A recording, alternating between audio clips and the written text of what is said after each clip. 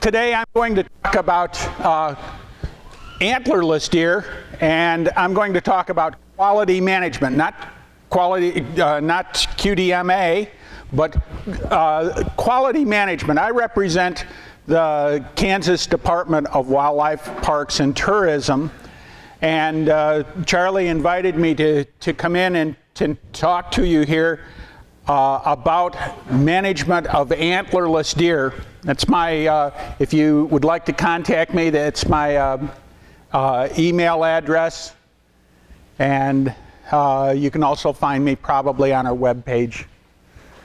Let's see. Okay, the topics that I'm going to try to cover today. How's it? Is that coming through all right? All right, I'm going to be talking about why be concerned about antlerless deer. How many deer do we have out there? What hunters are doing, problems with deer, and maybe a little about nutrition. I probably won't get into much on nutrition today. But when we talk about antlerless deer, from the hunter's perspective, they're normally concerned about the future deer herd. That's why they're concerned about the antlerless component, and primarily the future bucks. And also at my interface with hunters, they're concerned about things like adult bucks that have shed their antlers and that are classified as antlerless deer in our system, can be harvested as an antlerless deer. We'll get a great deal of discussion about distinguishing. These are antlerless deer, but very different. One being a fawn, a doe, and the other one being a young button buck. And the reasons that some people want to select one versus another. We also have a great deal of discussion with hunters on items like the age of deer and yearling bucks, and the desire to allow yearling bucks to age additional years to have a greater representation of their full genetic potential when they're harvested. We also get a great deal of talk about different management approaches when you talk to hunters and you're talking about general management. One of them is antler point restriction. And I just threw this slide in to talk about, make sure that we mention that sometimes antler point restrictions, in fact frequently, they don't accomplish what people think they're going to accomplish. Quite often what happens is, in our effort, hunters' efforts to protect the young of the year, they're actually putting more hunting pressure on the most vigorous growing, the best performing yearling animals in the population.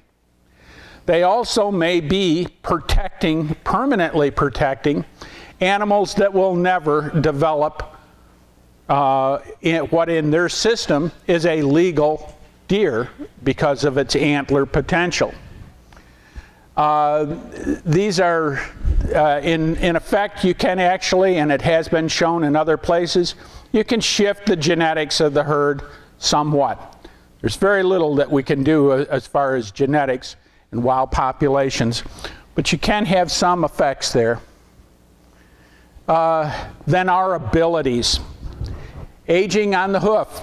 I'm borrowing this slide, as I am for a number of them, from my counterpart in Missouri, Jason Sumner.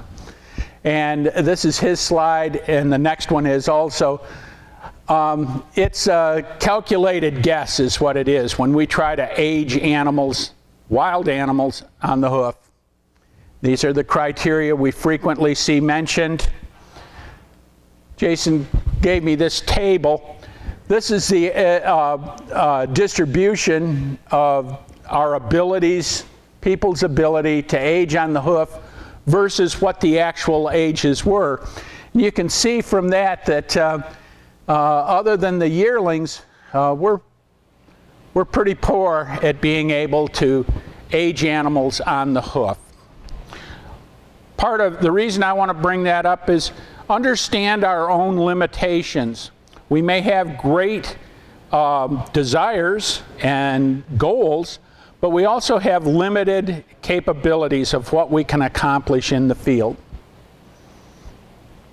Why be concerned about antlerless deer as a deer manager? Well, I'm going to talk about a couple of different reasons. One being a matriarchal social system. It's the antlerless component, especially the female component, that stays on the property. That's the portion of the population that when you're managing property, that's the portion that sticks with you. And from generation to generation. These matriarchal social systems, and I'll try to give you some slides on that in a little time, they build on each other. The female fawns stay with the adult, a higher portion of them than the males. Males disperse, females stay, and you develop these concentric rings of home ranges, so to speak, around your founding antlerless or your major doe. Antlerless deer are taking a great deal of the food resource that's out there. The resource that many managers are trying to put into antler growth, deer performance, it's being consumed by that antlerless component. So they're having an impact. And I'm also going to mention, this is something that I'm playing with a little bit. I'm calling it our social contract, the future of hunting. Society allows us to hunt, but they expect something in return. They expect population control, and they expect that from the hunter. All right, now, most of you feel pretty comfortable when you, at first, in aging male deer. This is an example of an adult, a yearling, and a young of the year or fawn, and the differences in head shape and size and configuration of these animals. It's very similar to what we see with the males, and it's also will class over. These are, of course, are mule deer, but it goes with white-tailed deer, and there's even a Wildlife Society publication out on elk. There isn't one that I've been able to find on white-tailed deer. In fact, we're having a great deal of trouble just finding good quality photos on white-tailed deer showing these same characteristics. The young of the year having a more bulbous shaped, shorter nose, and the more straight line in the adults. Okay. I'm going to talk about these matriarchal social systems. And I think we all understand that deer have a home range. And that's determined by the resources out there. It's determined by their social systems. And it's also determined by an animal's desire, its fidelity for that home range. And these are, with female deer, these are very strongly held. They stick with that home range. It's often a fairly small part of the world, maybe a half a square mile, something like that, and they spend their life in that area. And they move around in relation to the resources, harassment by hunters or predators, even things like vehicles. They may move in association with water or food or some other item. Occasionally we'll get these, we'll have, and I've called these winter and summer, but it's more seasonal migration or movement patterns of deer. They'll have something that we typically think of as a summer home range, and then they'll have an area that they will move out of. They'll go maybe a couple of miles, maybe even more than that, and they'll establish another home range that's separate from that summer home range. In the northern part of the whitetail range, we think about this as summer and winter home ranges. We probably get it associated with water. We may get it associated with feed availabilities. There's numerous reasons for deer to do this. Matriarchal social systems say that the females in those groups move together. They're associated with each other. And these animals, these are supposed to be the home ranges of 3 different deer. Those females tend to move as a unit. They're a social organization. Males, yearling and young males, disperse out of those home ranges, and new males immigrate into it. And then with time, the next year, you get additional fawns that come in. They have overlapping home ranges. The next year, you get additional animals. And this is how we develop local populations of deer that are quite different from deer populations just a few miles away. And in an area where very limited hunting or predation is going on, these populations can develop into very high, dense populations and cause conflicts with people and other problems.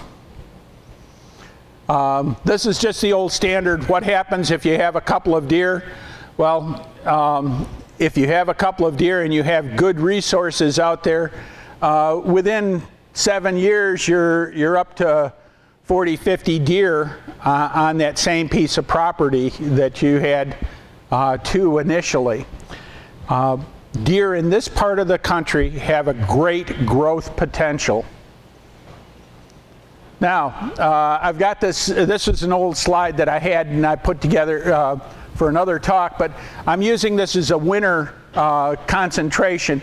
These animals, they move to a concentration spot from their summer range or from a time when they have lots of moisture. They move over to another location. You'll have other matriarchal groups that will send deer to those same areas. And what this causes, Charlie and I got called in on one of these just this year, and it had to do with irrigated corn in this case. The deer typically are spread all over the countryside, but because of weather conditions and other factors, all of these social groups are now focused in on a small area, and they're having a much larger effect on that small area. The perception when they're spread out, you got 50 deer and they're on 4 or 5 square miles, and that's an acceptable density for most of the landowners to put up with. But when you get them all concentrated on 120 or 320 acres, and they're consuming a large amount of crop, or they're having an impact on road vehicle accidents, then the perception of people, non-hunters, is that that deer herd is out of control. And it's that perception that often drives much of what happens in deer management. You're a property manager and you have a small portion, you have a couple hundred acres that you have control of. Your neighbors may have different objectives and how they wish to operate and what they want out of that deer resource.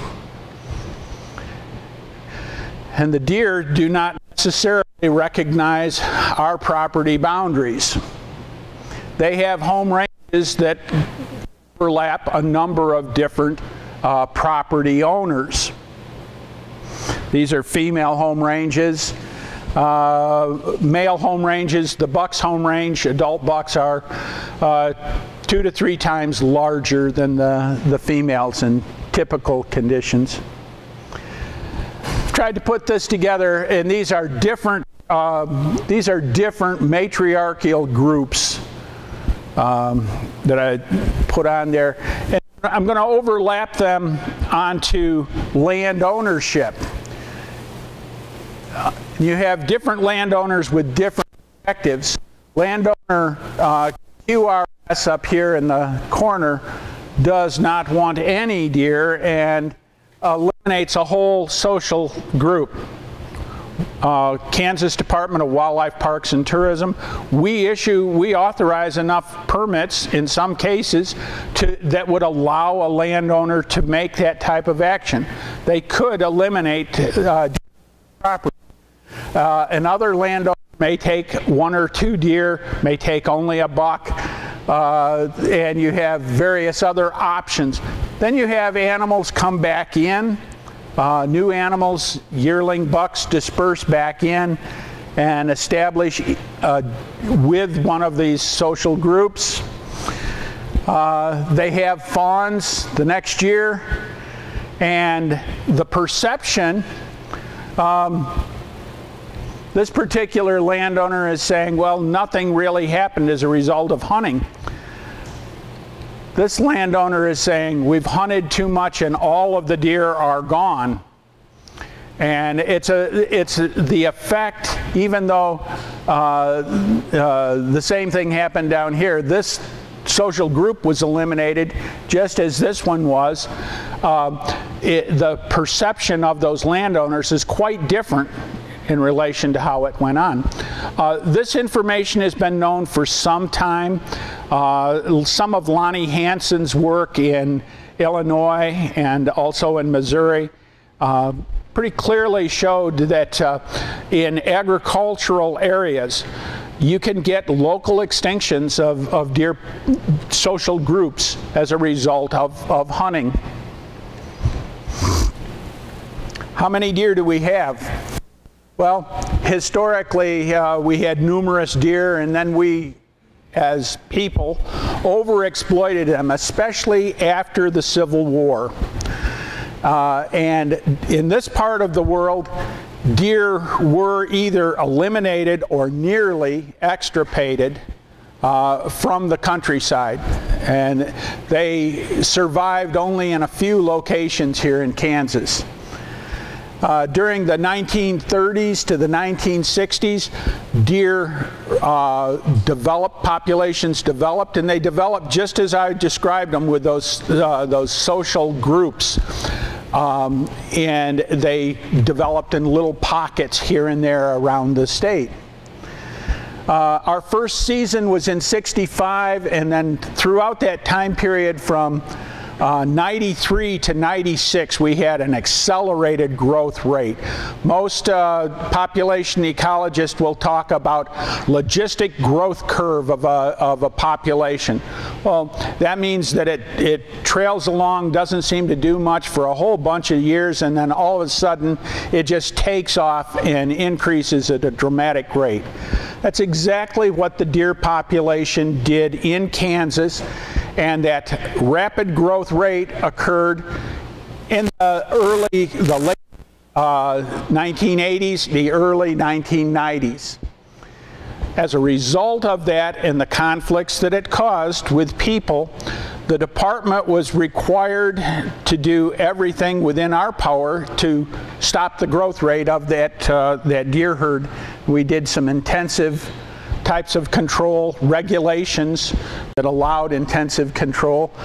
And since about 2002, 2004, someplace in there, we've had stable deer population, and since 2008, we've had stable regulations dealing with them. How do you estimate how many deer you have? Well, there's a number of tools that you can use. And this is one of the things that's being developed a great deal by cooperative groups of people interested in quality deer management. There's different ways that you can collect information and estimate deer numbers. Everything from mark and recapture, mark and recite, which would require some special permits if you were to do that here in Kansas. The technique that I use and that we use in this state is called distance sampling. And I'll talk a little bit about that. The one that a lot of landowners, a lot of people, private deer managers like, is this new idea of using camera surveys. First, they like to see the deer that are out there. They enjoy seeing what is on their property, and it also gives them an idea. There are ways that you can use that if it's systematically done to estimate the number of deer on the property. There's transect surveys. Quadrant sampling is something that can be done by a landowner or a group of landowners. Siteability models, all sorts of different things. One of the ones that's kind of exciting right now from a scientific idea is the use of DNA. And what the people are doing is they're collecting, this is one that requires a great deal of sophistication to pull off, but they collect fecal material. And then they determine from the DNA in that fecal material which individual it is, and then they go back and recollect fecal material at another time, and they can determine, it gives them a sample and then a second sample that they can extrapolate out on and get an estimate of the number of deer, because they know the individuals that they're detecting with each individual effort to find more samples. It's very promising but expensive at this time. Distance sampling, it's a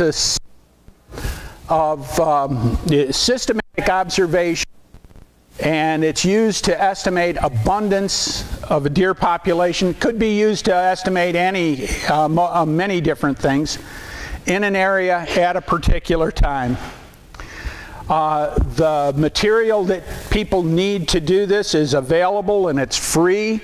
I'm using distance version 5. I think they've got 6 or maybe even 7 is available out there. I just haven't upgraded my own version, but it's available free. And the method of doing this is actually fairly simple. It has some critical assumptions. One of the ones, critical, these are, well, they're all critical, but the transects that you run have to be representative of the whole area.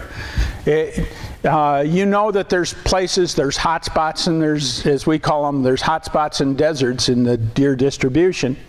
Well, if you select your sample and emphasize one or the other of those two, you're either going to overestimate or underestimate the density out there. Distance sampling works based on the concept that the further an animal is from your transect line, the less likely you are to detect that animal. Well, one of the requirements is that every animal that's actually on the line you detect, you get all of those. And this one's kind of catchy here. Objects are detected in their initial location before any movement caused by the observer. In other words, as we're going with an aircraft or with a vehicle, we're doing a spotlight survey. If the deer move before we get our distance and direction to it, we'll get biased information on the density of the deer. In most cases, they move away from the transect line, and it gives us an underestimate of the true deer density. And then that you're doing things accurately. We put in a series of field observations. We write down the number of deer that we see. We also classify those deer as to their species, age, and sex. And then we determine the distance with a laser rangefinder, and we use an angle board to determine the angle from the transect line. And we mark the beginning and the end of the transect line so we know how far that we've traveled.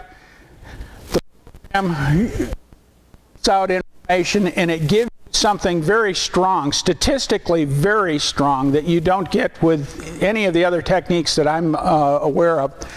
It provides not only a density estimate, but it gives you a confidence interval, or it tells you how good that estimate really was. And if you want to learn more about that, I'd be more than glad to explain this at some other time. In Kansas, we have 19 deer management units, and we do distance sampling in each of the deer management units now. We also do at least one survey on a public hunting area, a wildlife area, in each of those 19 units.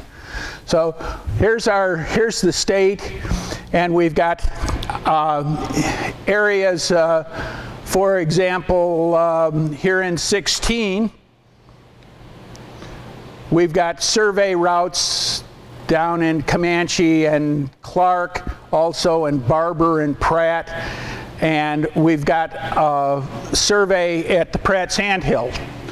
At the Pratt Sandhill, they will survey the same routes 2 or 3 nights in a row.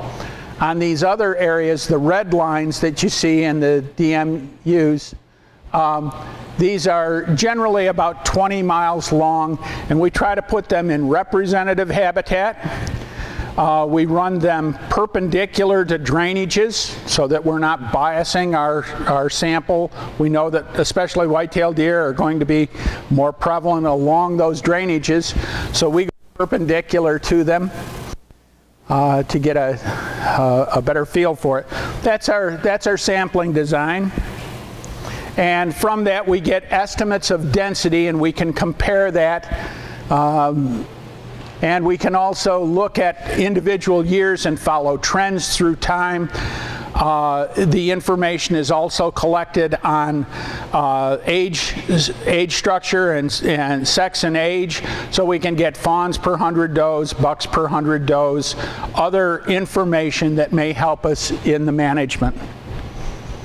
And it allows us to estimate the number of deer that are in the state, in the population. We understand that there's some broad, I've just given you the mean values here. Right now we're saying in the state we have about 600,000 deer overall. This is from the spotlight surveys, some of the things we're doing, and this is just bucks per 100 does. The areas that have high observation rates versus the areas that have low numbers of bucks per doe. 22 bucks per 100 doe down in this area, as opposed to, in some cases, close to 1-to-1 in some of the western units. What are deer hunters doing? Well, this is our tradition on hunting in Kansas. We started very meek and mild back in '65 with just a couple of thousand permits being issued, and fairly low success rates. That increased dramatically through time, especially during this time period. This is when that population growth curve, this is the true logistics curve. It just shoots up. And then we did something here to stabilize that deer herd.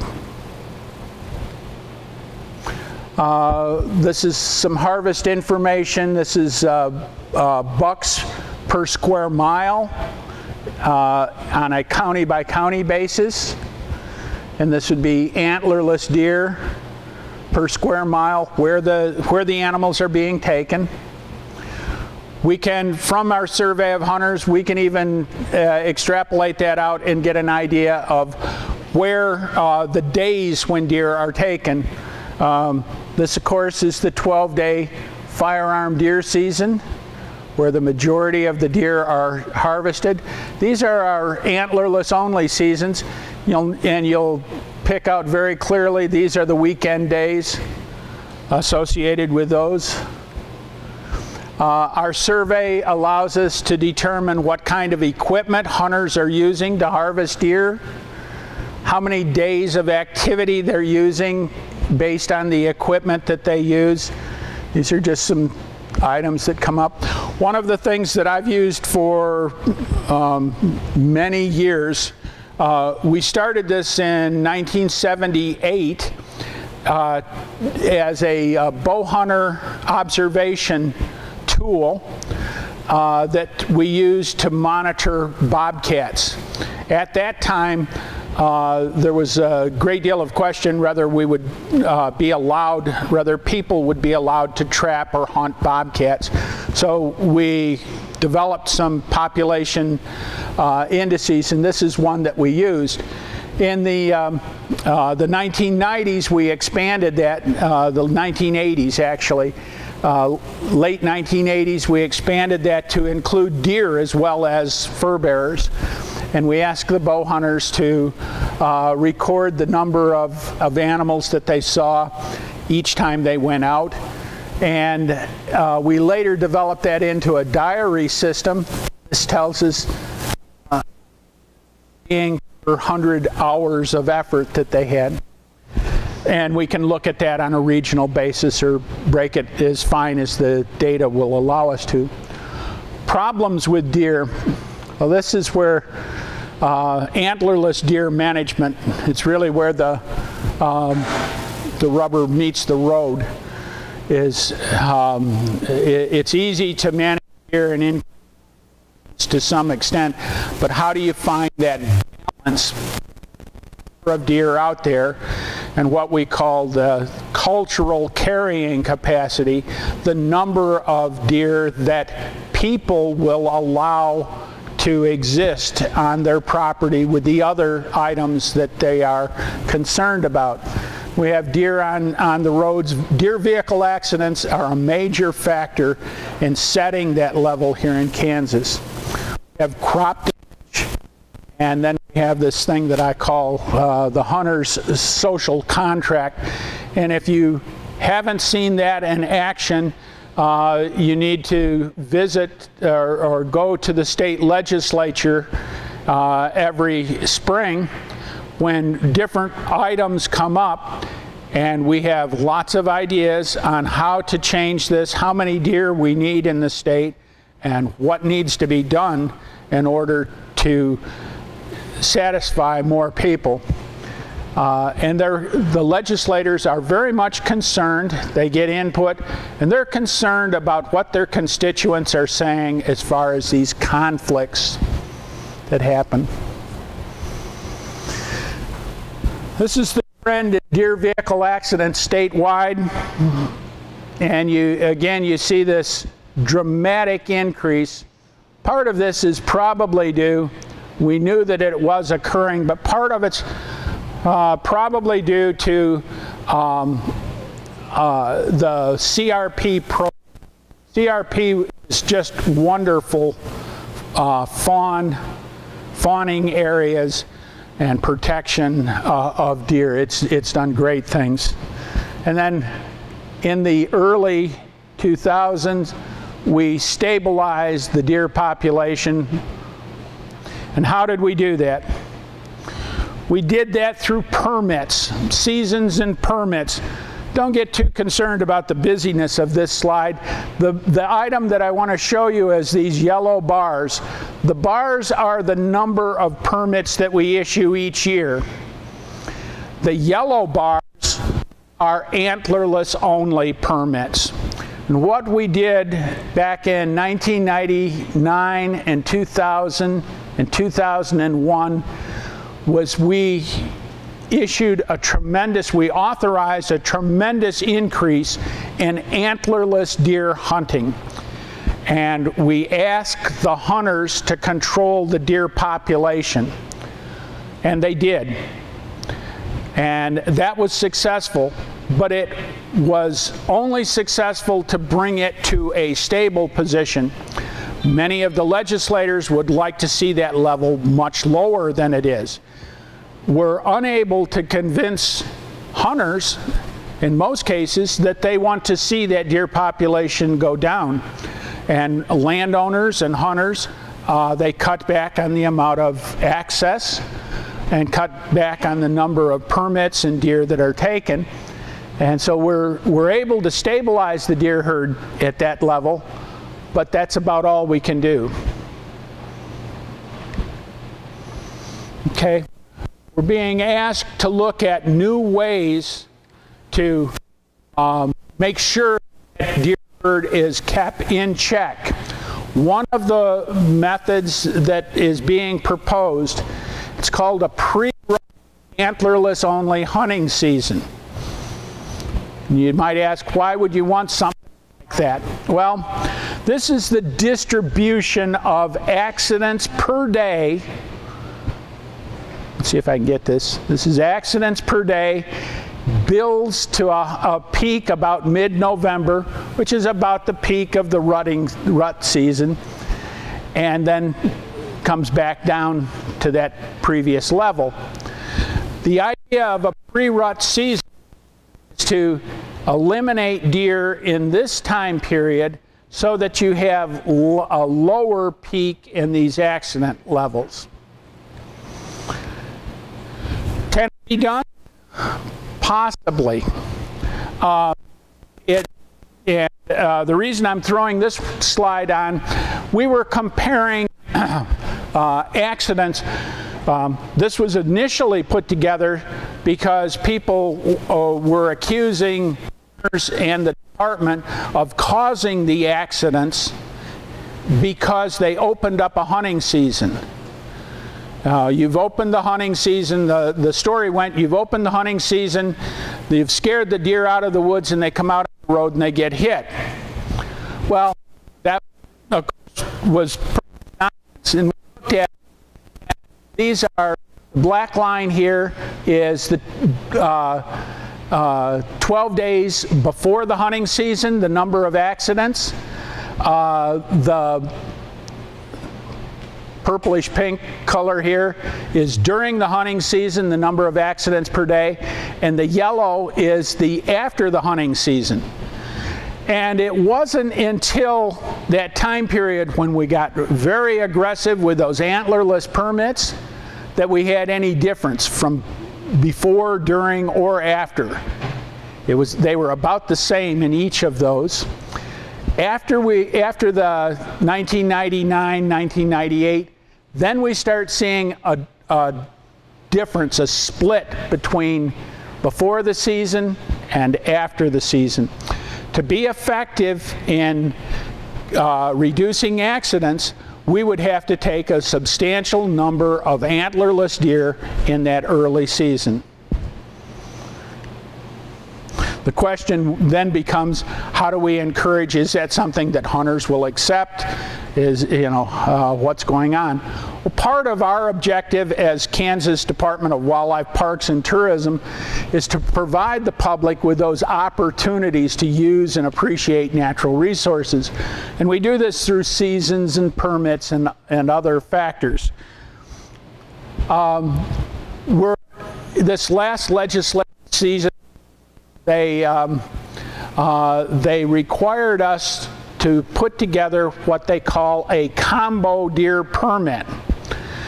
And it's a program that will have one permit, but it has 2 carcass tags. So it will allow the hunter, every hunter that gets that combo permit will have at least 1 antlerless tag. Well, we've looked at that and we're in the process of developing that right now. In fact, we discussed it in Great Bend Thursday night a little bit. This combo permit, one of the things that we're being told is the problems associated with deer are occurring where land is leased and managed for deer, primarily being leased by non-resident hunters. It's also land that may be into quality deer management, where the effort is being made to control the harvest, and that harvest may have an inadequate number of antlerless deer being taken. So one of the items that we're looking at right now is we're looking at maybe creating a combo permit that requires these non-resident hunters to have with them one of those extra permits. The price that they pay for a non-resident antlerless permit's $50. The price that a landowner or a general resident pays is $7.50 to $15. So that price may make a big difference in there on what those non-residents do. Historically, we did have a time period when residents paid the same price for antlerless permits, and lo and behold, non-residents harvested antlerless deer at the same rate that the residents did when the price of the permit was the same. Why are we considering that? Well, we're considering it because of crop damage. This is a guy that's raising just regular beets, and the deer are coming along and doing a nice job of just taking the top right off of the beet. This is corn on the left side. They either chew the silk off and the cob doesn't fill in, the kernels don't fill in. Sometimes they just eliminate all of it. This is soybeans. Soybeans where without deer on them stood almost waist high in the same area and same planting time. This particular field, they never got above what you see here, and that's the whole field. It's not just along the edge. Then we get time periods where deer concentrate on hay, stored material, and they can do considerable damage then. This is what landowners are telling us about the portion of how many are experiencing damage through time.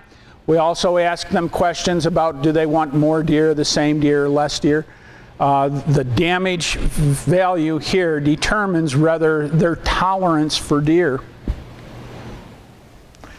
The combo permit, we're looking at it as a way of possibly addressing that crop damage associated with non-resident hunting leases. Make sure that those hunters also are taking antlerless deer. Okay, habitat. This is one of Jason Sumner's slides, and I really liked it.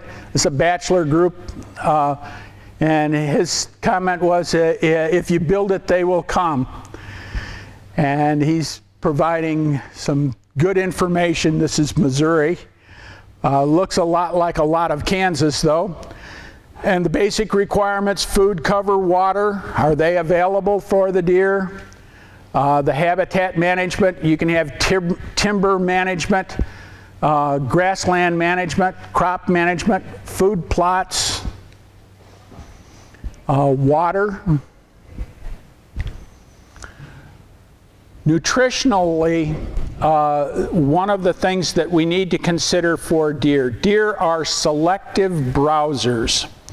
And they require a high level of protein in their diet that they get from natural browse, both trees, shrubs, and forbs, broadleaf plants. And these are some of the protein levels that are needed by fawns in different condition. For excellent growth, you need it up there around 18%. For just maintenance and you're dealing with an older animal, it can be substantially less than that.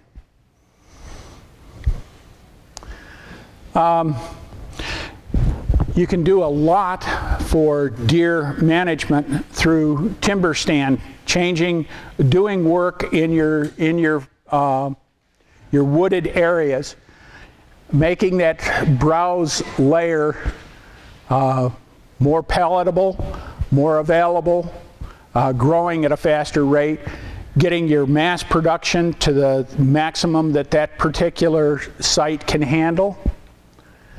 And why does this have anything to do with antlerless deer? Well, first, those antlerless deer are consuming a great deal of the food that's out there. But also, if you're trying to regenerate an area, you may actually have too many deer on the area for the highly palatable, highly desired species of trees and shrubs to establish. This is a publication put out in Journal of Wildlife Management just recently, and what they did was they tested this system of matriarchal social systems. They went in, they put radio collars on a whole bunch of deer, and they found out who's related to who, what the social groups were. And then they went in and they eliminated certain social groups, and in those areas they determined how much of the reproduction was going on, how much of those new sprouts that are coming up in this regrowth were being picked off by deer versus other areas where they hadn't done that. They were somewhat successful in this by knowing those matriarchal groups. It took 3 to 5 years before deer from adjacent social groups spread and moved into those areas. And in some cases, that was enough to allow these areas to regenerate and to come back. It did take a little bit more than that, but this is one of the publications that's out there. Another way that you can tell is just build an exclosure. If you're planning, this is just a food plot, but what they've done is they've put up they've fenced in. This is a fenced exclosure, and in that enclosure, the deer can't reach it. This is what the growth potential is if you don't have deer on it. And you can measure the impact of what the deer are doing, and you can see it yourself as the local manager.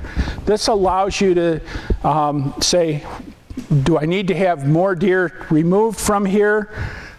And this is in a grassland community, highly diverse, has a lot of forbs in it, a very good production area for fawns. And we can look at that. We're noticing we've had very little research on deer in prairie conditions. And part of that was by the time deer started to develop here in the prairies, there had been a great deal of research done in the lake states, the Northeast, the Southeast.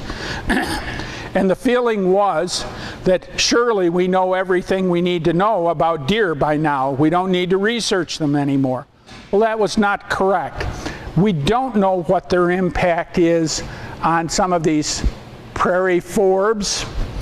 And we are now seeing, for example, the people at KU that have areas where there are threatened or endangered species of plants. They're finding that in some places they themselves have kept deer hunters from taking deer. They're now unable to get these endangered species of plants to flower and produce seed. The deer are basically consuming those flower heads ahead of them. There's a lot that we don't know about deer, especially here in the Midwest. This is an example, very clear. I was once told we'll never see a browse line in Kansas because deer are eating, they're using those agricultural crops and they'll never run out of food here. Well, this is Kansas, and let me back that up. That's a browse line. That's a very clear browse line. There is no livestock in this area. This is fenced out. This is actually on a public hunting area. This is another area. I love this photo. We look at this and we think, oh, well, these are all shaded and they're these branches here, and so they don't grow leaves. No, those branches grew leaves. The deer ate them all. You can see the Osage orange, which they haven't eaten yet. They will. Are growing on these what look like dead stems. This is a heck of a browse line. Again, associated with inadequate or total prohibition on harvesting antlerless deer. So how many deer should you shoot? Well, be realistic. Set your objectives based on what's happening with you and your neighbors and what your objectives are and what your population goals are. Develop some tools that allow you to monitor the deer density, get a handle on sex ratio, number of does that are out there, and set those based on your particular set of circumstances. To stabilize a deer herd, we feel that you need to take about 20 to 25% of the adult does in order to stabilize that population. That's where I should have my picture of my three antlerless, my three generations again. The question is, which one of those deer should you take out? And it has to do, if you were really highly tuned and had great capabilities, if you want to have the greatest effect on reducing the next generation of deer, you take out the adult doe. If you're concerned about dispersal animals spreading disease, you take out the yearlings and the fawns as the hunters. So there's different things that you can do in your harvest of antlerless deer that will have an effect on you and other people. So I'll end by saying, does determine the growth rate of the deer herd. We have matriarchal social systems, and it's that female lineage that stays on your property. That's your growth potential, is those does. They're also consuming food that shape the future habitat, and they're limiting nutrients that go to the bucks that are used to grow antlers and grow size. The female component contributes 1/2 of the genetic makeup that goes into the antler development of the next generation. And there's so much that we don't know. There's this whole new field that we call epigenetics. We're finding that certain factors, environmental stress conditions, certain things in prenatal and early development can have long-term effects that we used to think were genetic. They're actually being set by some of these factors that we're now calling epigenetics.